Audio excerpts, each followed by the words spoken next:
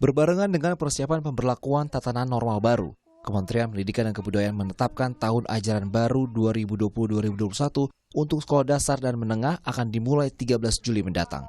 Namun demikian, untuk daerah yang termasuk zona merah dan kuning COVID-19, kegiatan belajar mengajar akan dilakukan lewat pembelajaran jarak jauh.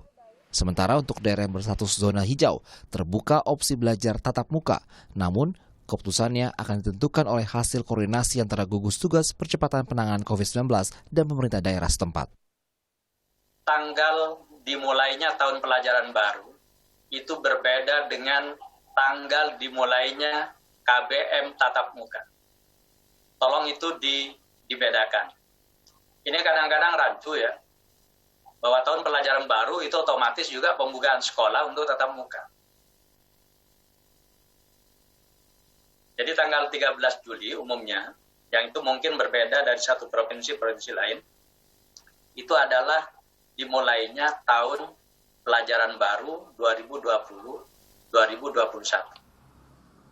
Sebelum keluar keputusan Kemendikbud memulai tahun ajaran baru untuk sekolah dasar dan sekolah menengah pada 13 Juli 2020, Ikatan Dokter Anak Indonesia telah mengeluarkan anjuran agar selama pandemi kegiatan anak usia dini dilakukan di rumah dan kegiatan pembelajaran bagi anak usia sekolah dan remaja dilaksanakan melalui pembelajaran jarak jauh. Dalam data yang dihimpun hingga 18 Mei 2020, Ikatan Dokter Anak Indonesia menemukan ada 584 kasus anak positif COVID-19 dan 14 anak yang positif meninggal dunia. Sementara juga ada 3.324 anak berstatus pasien dalam pengawasan atau PDP dan 129 anak berstatus PDP meninggal dunia. Data ini menunjukkan kelompok usia anak juga rentan terhadap penyakit COVID-19 dengan akibat serius yang bisa menimbulkan korban jiwa. Menurut Kementerian Pemberdayaan Perempuan dan Perlindungan Anak, 5% kasus positif COVID-19 di Indonesia merupakan anak-anak berusia di bawah 17 tahun. Anak-anak dinilai lebih rentan karena imunitas yang lebih rendah dan karakternya yang belum sepenuhnya bisa mandiri. Bahwa secara normal, anak dengan kapasitas mereka yang lebih rendah kerentanannya untuk stres dibanding orang dewasa, maka imunitasnya untuk turun itu relatif lebih rendah. Oleh karena itu di berbagai negara kasus positif COVID pada anak itu sangat rendah.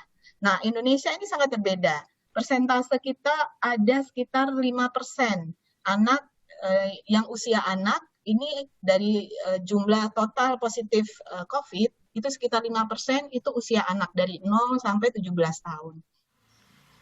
Meskipun secara statistik jumlah kasus COVID-19 pada anak lebih sedikit dibandingkan kelompok usia lain, namun anak menjadi salah satu kelompok usia yang rentan terhadap COVID-19. Protokol kesehatan untuk perlindungan anak perlu diterapkan di level keluarga hingga sekolah, termasuk untuk pembelajaran pada tahun ajaran baru nanti. Keselamatan anak harus menjadi hal utama. Tim Liputan, Kompas TV. Untuk membahas kerentanan anak terhadap COVID-19 dan bagaimana melindungi kesehatannya di tengah pandemi COVID-19, sudah bergabung melalui sambungan daring dengan Guru Besar Departemen Ilmu Kesehatan Anak FKUI, sekaligus juga Ketua Ikatan Dokter Anak Indonesia Cabang Jakarta, Rini Skartini. Selamat pagi, Bu Rini.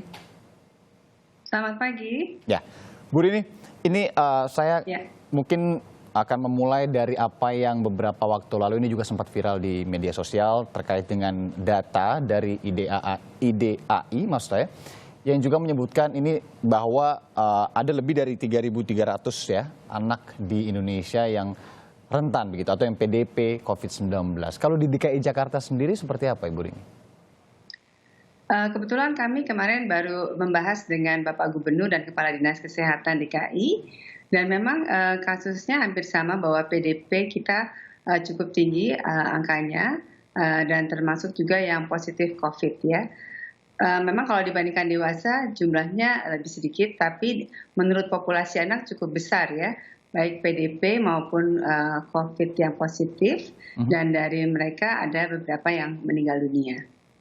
Jadi walaupun di Jakarta sebagian besar, kalau dari peta katanya daerahnya kuning, tapi masih ada zona merahnya, dan jadi kewaspadaan untuk penyebaran termasuk komunitas anak ini harus sangat diperhatikan. Apa Bu? Kalau dari perspektif Bu Rini yang paling harus diperhatikan, apalagi kita menuju apa yang disebut new normal, kemudian juga ada nanti rencana untuk pembukaan kembali sekolah, apa yang menurut Bu Rini ini penting sekali untuk diingat dan diperhatikan pemerintah? Ya, mungkin pertama adalah persiapan nyata dalam hal ini. Kalau kita lihat komunitas nanti anak akan masuk sekolah, yang harus dipersiapkan selain anak dan orang tua adalah sekolahnya ya. Sekolah dalam hal ini sarana prasarana, termasuk juga guru dan aparat sekolahnya harus benar-benar dipersiapkan. Kami kemarin melontarkan ide untuk melakukan simulasi dan juga melakukan uji coba di satu tempat, bagaimana membuka suatu sekolah di tempat zona yang dikatakan aman.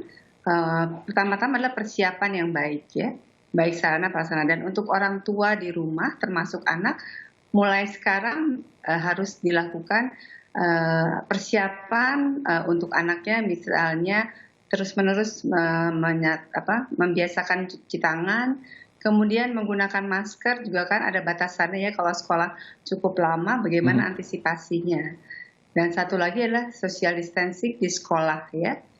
Dan kalau kita lihat sekarang kan normalnya dahulu sekolah satu kelas cukup banyak ya, ada 40 anak. Nah ini bagaimana mensiasatinya supaya social distancing itu benar-benar diberlakukan ya, baik di kelas maupun di luar kelas.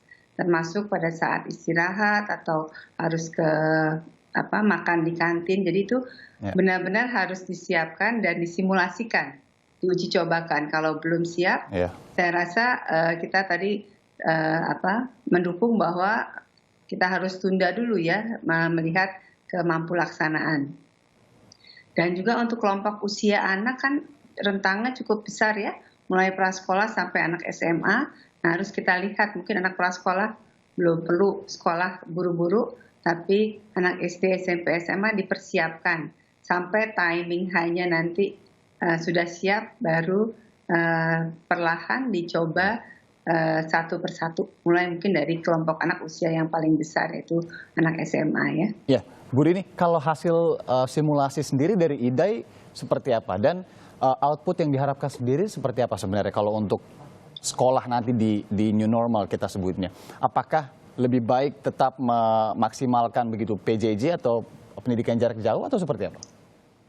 Sebenarnya yang ideal sekali di PJJ ya, PJJ. Tapi pembelajaran itu bisa saat ini kan udah hampir 3 bulan anak-anak melakukan PJJ ya.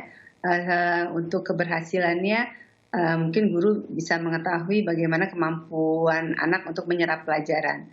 Tetapi kalau melihat dari negara lain yang sudah mulai masuk sekolah, kemudian ada kasus baru, kita harus berpikir lebih tajam lagi, karena perilaku kita itu belum sebaik orang-orang mungkin bangsa lain ya. Perilaku kita harus benar-benar dilatih bagaimana cuci tangan yang baik, kemudian social distancing ya.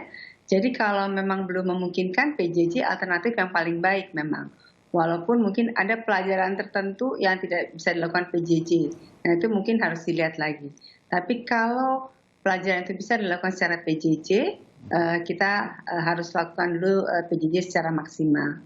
Karena kalau kita lihat mahasiswa aja sekarang masih PJJ ya. Belum ada yang masuk kampus, apalagi anak sekolah di SMP, SMA, ataupun SD.